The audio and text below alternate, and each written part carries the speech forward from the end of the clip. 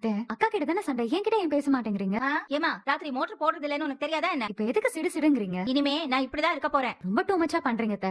ஏய், எனக்கு புத்தி சொல்றதை விட்டுட்டு நீ போய் வேலையை பாரு. மீனாக்கா கிட்ட பேசலாம்ல. இது பாரு, தேவையில்லாம அவளுக்கு சப்போர்ட் பண்ணிட்டு வந்தேன்னு வெச்சுக்கோ, நான் உன் கூடவும் பேச மாட்டேன். அவங்க சாப்பிடும் போது அவங்க முகத்தை பார்க்கவே பாவமா இருந்துச்சு அத்தை. இந்த மாதிரி முகத்தை பாவமா வச்சுதான் என் தலையில நல்லா மிளகா அரைச்சிட்டா. அத்தை, அப்படி என்ன பண்ணிட்டாங்க அவங்க? ஏய், என்ன காலையில பஞ்சாயத்து நடக்கும்போது நீ என்ன கோமாளியா படுத்துட்டு இருந்த? நீங்க மாமா கிட்ட உளறி வச்சிருவீங்களோன்னு பயந்துருப்பாங்க. ஏய், எனக்கு இதான் அடி வேலை. ஒரு விஷயத்த வெளியில சொல்லக்கூடாதுன்னா உசுரே போனாலும் சொல்ல மாட்டேன்னு தெரியாதாடி அவளுக்கு? வர வர அவளுக்கு என் மேல மரியாதையே இல்லடி. மரியாதை, அன்பு, பாசம் எதுவுமே கிடையாது அவளுக்கு. அதான் என்கிட்ட எதுவுமே சொல்லாம மறைச்சிட்டா. ஒருத்தர் கிட்ட இருந்து நம்ம ஒரு உண்மையை மறைச்சோம்னா அவங்க மேல நமக்கு அன்பு, பாசம், மரியாதை எதுவுமே இல்லன்னு அர்த்தமாத்த. இவன் அம்மா கிட்ட உரண்டு எடுத்துட்டு இருக்கா. ஆமா, அப்படிதாண்டி அர்த்தம். ஓ, உங்களுக்கு மாமா மேல அன்பு, பாசம், மரியாதை எதுவுமே இல்லையா? ஏய், அப்படி ஒண்ணும் தெரியலையே. அப்படி எதுவும் இருந்திருந்தா நீங்களும் மாமா கிட்ட உண்மையை மறைச்சிருக்க மாட்டீங்கல்ல. தேவையில்லாத பிரச்சனை வேண்டாம் தானே நீங்க மாமா கிட்ட இருந்து உண்மையை மறைச்சீங்க. அதே மாதிரி நினைச்சுதான் அக்காவும் இப்ப நினைச்சிருப்பாங்க. அது மட்டும் எப்படி தப்பாகும்? நீங்க பண்ணது தப்பு இல்லனா அக்கா பண்ணதும் தப்பு இல்ல. அக்கா பண்ணது தப்புனா நீங்க பண்ணதும் தப்புதான். அக்கா பாவம் இல்ல, கொஞ்சம் பேசுங்களேன். அடிப்பாவி, புழு மாதிரி இருந்துட்டு என்ன பேச்சு பேசுறா? அப்பா பாப்பா பாப்பா, நான் அவகிட்ட பேச மாட்டேன்.